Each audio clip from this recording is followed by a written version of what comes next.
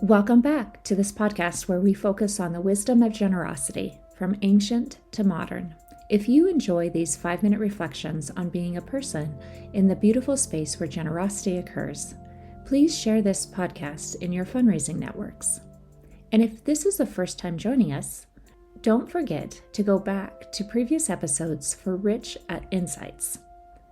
And be sure to subscribe to this weekly podcast in your favorite podcast app.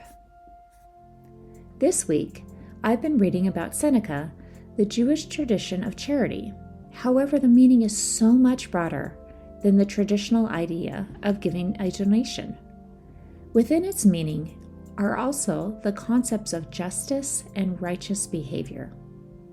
In the article I was reading, the author stated, "It's a way in which we repair the world." In addition, instead of giving charity to someone, the emphasis on to someone, it must be done with someone. The emphasis is on with, meaning to come alongside, to journey with somebody when giving a gift to them. So this week, I'm reading quotes from Sukkah 49b about tzedakah. Quote, "Our rabbis taught, deeds of loving kindness are superior to charity in 3 respects. Charity can only be accomplished with money. Deeds of loving kindness can be accomplished through personal involvement as well as with money. Charity can only be given to the poor. Deeds of loving kindness can be done for both the rich and the poor. Charity only applies to the living. Deeds of loving kindness apply to both the living and the dead." Unquote.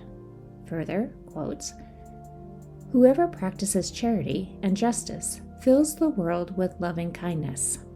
And finally, quote, "The fruit of tzedakah will be peace. Its effect will be quietness and confidence forever." Unquote. In our work, we accept tzedakah, that is, the generosity of others. And through our work, we are partnering with these donors to repair the world and bring about justice and care for both the rich and the poor. In doing so, we are filling the world with loving kindness, peace, and a confidence that, as Martin Luther King stated, that the arc of history bends towards justice.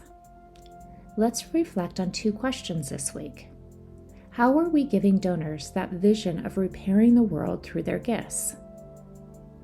What are the ways we can practice tzedakah with donors? That is, practicing justice, peace, and loving kindness with donors instead of just receiving donations from donors.